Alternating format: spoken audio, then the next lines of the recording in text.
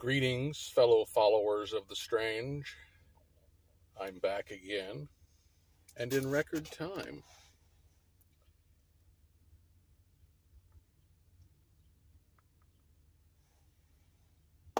A little housekeeping, as YTPC members like to say. I'm smoking a pipe by Gigi, which is an Italian maker. Go figure. It's just a beautiful pipe. 50th anniversary. In it, I am smoking a Ken Byron Ventures Van Gogh, which is an excellent Virginia. I'm really enjoying it. In fact, this is my second bowl today. I've been very pleased with the KBV blends. And by the way, Gary, Papa Bear, if you see this, I don't know if you're aware of it, but he has added a new burlier morning pipe, which is very good.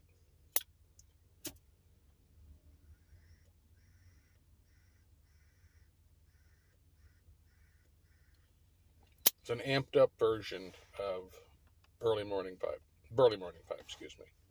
Early morning pipe, that's the Dunhill Peterson people.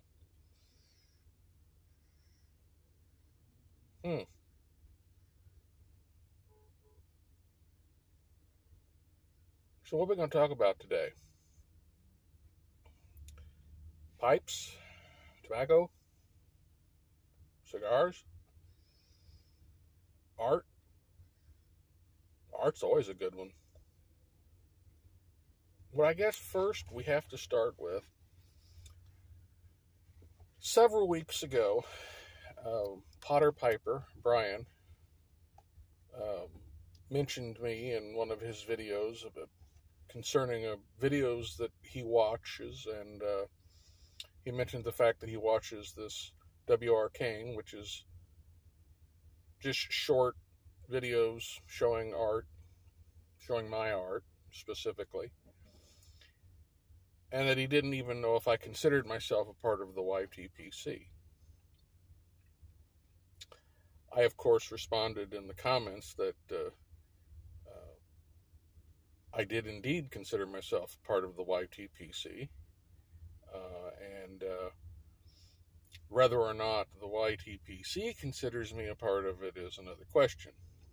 I can't answer that one. Am I a member of the YTPC? You tell me. But tell me politely.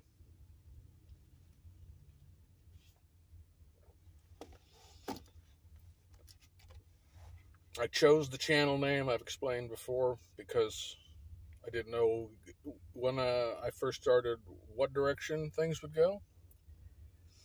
But it certainly started the very first video I'm in. I'm smoking my pipe, and almost all the videos in the beginning, I'm talking about pipes.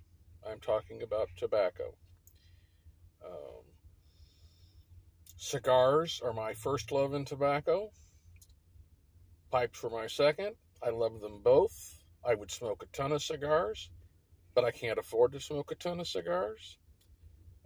So it's just that simple.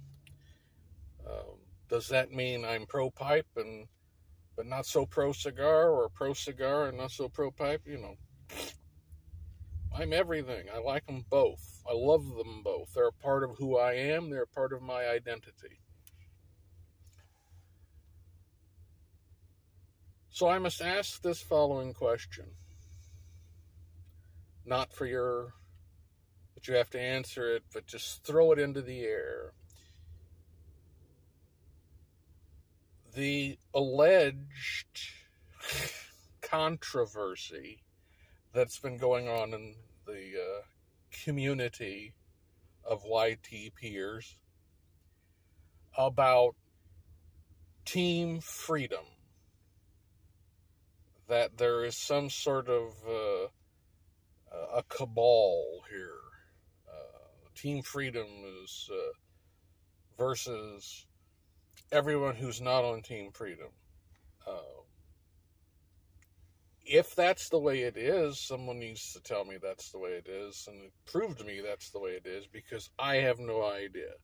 All I know is there are people who call themselves Team Freedom, and they happen to be members of the YouTube pipe community. Whatever that is, whatever the YouTube pipe community is, which I recently commented on Smarty Bob's channel that my opinion was that the YTPC, what we are, is a loose association of feral cats. And I think that's a very good description. We don't know each other, most of us, on a personal level. We've never met. Some of us certainly are never going to meet because it's just not possible. I certainly hoped many years ago when I first stepped into social media that I might be able to develop some friendships. But very quickly learned that wasn't going to happen.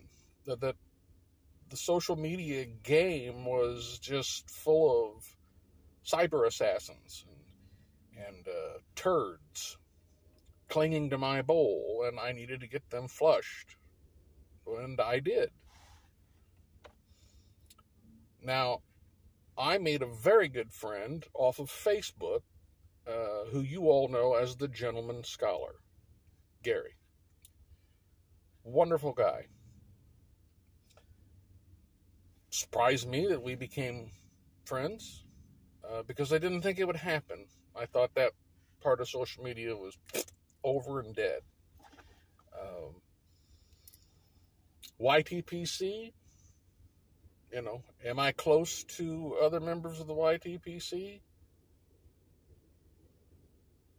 I don't think so.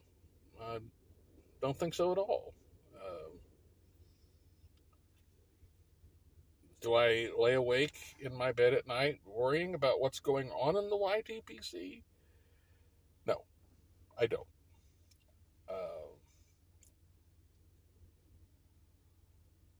The problem we face today is because of how quickly we can communicate with one another. It isn't that human beings have changed fundamentally.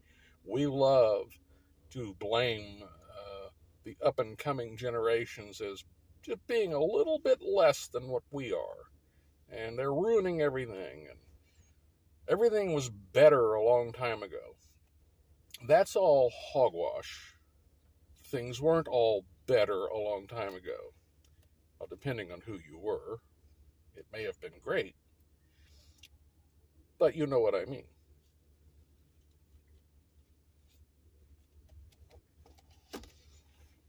Commenting, getting sucked into the political and religious debates. It is absolutely true that there is a very ancient saying about don't talk politics or religion. That's, families frequently do that at Christmas and Thanksgiving and any other time of the year, a barbecue, whatever it is. Don't talk politics or religion. Because if you want to go to war, literally or metaphorically, bring up those topics, because most people are incapable of discussing them absent of emotion. And they believe that if you say something that is contrary to what they believe, that you are attacking them, and that you immediately want to escalate. I have lived and breathed politics. Love the subject. I was watching Firing Line when I was 12 years old. Didn't always know what I was hearing, but always knew at the end of it I learned something. All types of people appeared on those shows in those days. It didn't, conservatives, liberals, whatever other adjective you want to use that, frankly, today mean nothing. But that much has changed. Traditional old liberalism, traditional old conservatism, you can take those and just flush them right out the drain. They mean nothing. Not right now. I could talk politics. What would you learn? Would I change your mind? I wouldn't change your mind. I've listened to the people who talk politics. I'm not going to change your mind. In some areas, I don't want to change your mind. In other areas, I think you're fundamentally flawed in your thinking. Why, though, are we going to have this discussion when it's not a discussion? I learned in social media that every time you try to put a comment in, you wind up being attacked by other people in the comments. People who think that the presenter is being attacked by you, so they must come to the aid of their ally and their friend, and you're not doing that at all. At least in my own case, I never was. I was trying to engage with the person who put up the video. I learned my lesson. Don't bother. Because you wind up getting into a pissing match with somebody who, as we heard this phrase, the keyboard warriors, Simon talked about it, everybody talks about the keyboard warrior. There's lots of keyboard warriors in the world. I don't have time for that crap.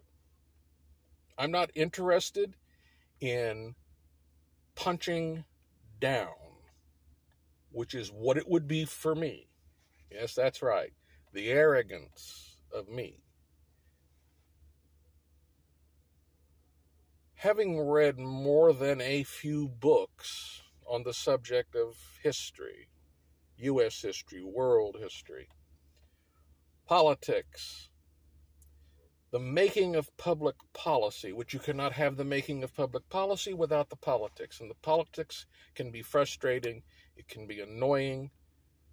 At its worst, it shows just how deviant and criminal humanity can be. At its best, it shows what we can achieve when we lay aside our bullshit.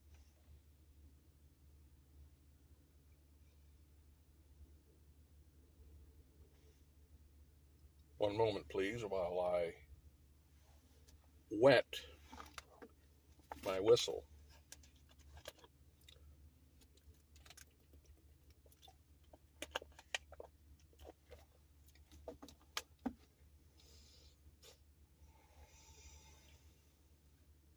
Go ahead, talk amongst yourself. Go ahead and start typing your first comment.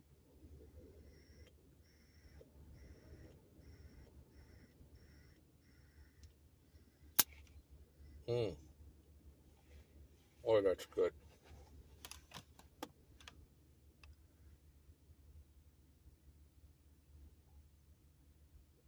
So good. This is enjoyable. And there were so many of you I would love to just sit and have a smoke with. I'd even talk bigger issues if I felt that you wanted to and could. I've learned to avoid certain subjects with certain people in my life, in real life, who just shut down, who cannot handle it. You want to talk God? Yeah, I got a lot of thoughts on that subject. And most people, forget it. Absolutely forget it. That subject is verboten, except whatever their position is.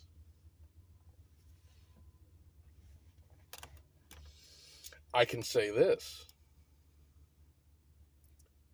If you are a Jew and they come for you, I will stand up for you, even though I am not a Jew. If you are a Muslim and they come for you, I will stand up for you, even though I am not a Muslim. If you are a Christian and they come for you, I will stand up for you, even though I am not a Christian. If you are a member of a trade union party and they come for you, I will stand up for you, even though I am not a member of a trade union party. If you're a Republican and they come for you, I will stand up for you, though I am not a Republican. If you are a member of the Democratic Party and they come for you, I will stand up for you, though I am not a member of the Democratic Party. It's easy to fight for your own individual freedom or the freedoms of your clan. It's different to fight for the freedoms of those you don't agree with. Those you may actually be 100% opposed to on everything. Whatever you believe and hold dear and the next person doesn't, you must still be willing to stand up for them in the public square. If you are not willing to stand up in the public square for the people that you disagree with, then you have nothing to fight for. And there is no freedom. Freedom is an illusion. Or freedom just for you. And that is not a knock, by the way. That's not a jab at anybody who is a part of Team Freedom. I've been part of Team Freedom for over 40 years. I don't necessarily a member or whatever this other thing is going on amongst pipers. But so what? I'm all for freedom. Love it. Live it. Stand up for it. Wear out my shoe leather for it.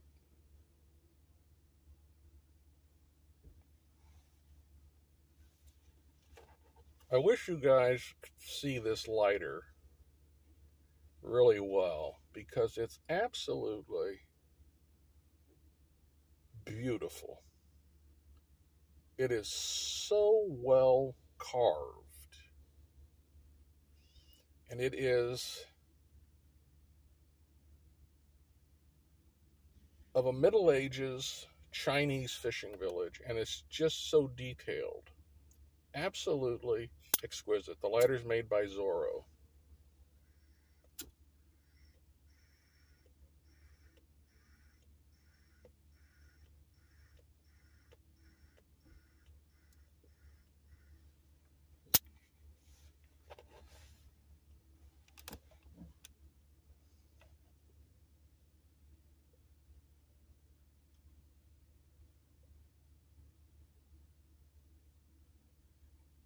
Why do this video?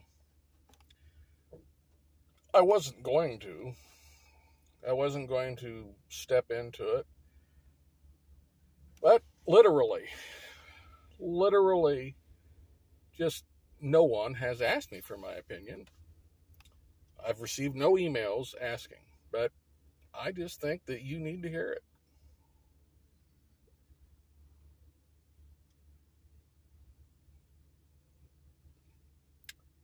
You may think you have an idea of my politics. Well, you know.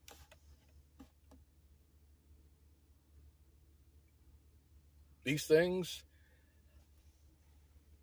in most settings, I believe in what our founding father, Ben Franklin, thought on many issues. And, you know, on our money, it says, "In God we trust," which it shouldn't. There you go. Chew on that one. Ben Franklin had the best idea of all of them for what should be on our money. He wanted to put on our money, "Mind your business."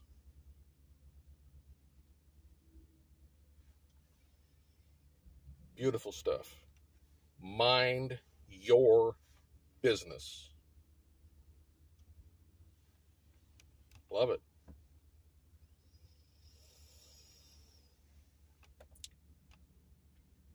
Pledge of Allegiance, which I said every day as a child growing up. I've heard this tales of it being controversial. I never experienced such controversy. I will say this. You do know that the Pledge of Allegiance that we recite in the United States did not originally have the word God in it. And the pledge was written by a minister. And when he wrote it, his idea was that he hoped it would catch on and that multiple nations across the globe would adopt this pledge to their flag. But one nation under God was not in there, was not a part of it. That didn't happen in the United States until 1951 or 52. I don't remember the exact year. You can, of course, criticize me, but you can also find the facts and the proof. 51 or 52, by act of Congress, the words under God were placed in our pledge. I have met so many people in my life who do not know the history of the Pledge of Allegiance of the United States of America that it is appalling, it is sickening, and it is a big part of why nobody wants to have these discussions, because if you can't be bothered to read a book or two or three, what's the point? I love you all so very much. Bye.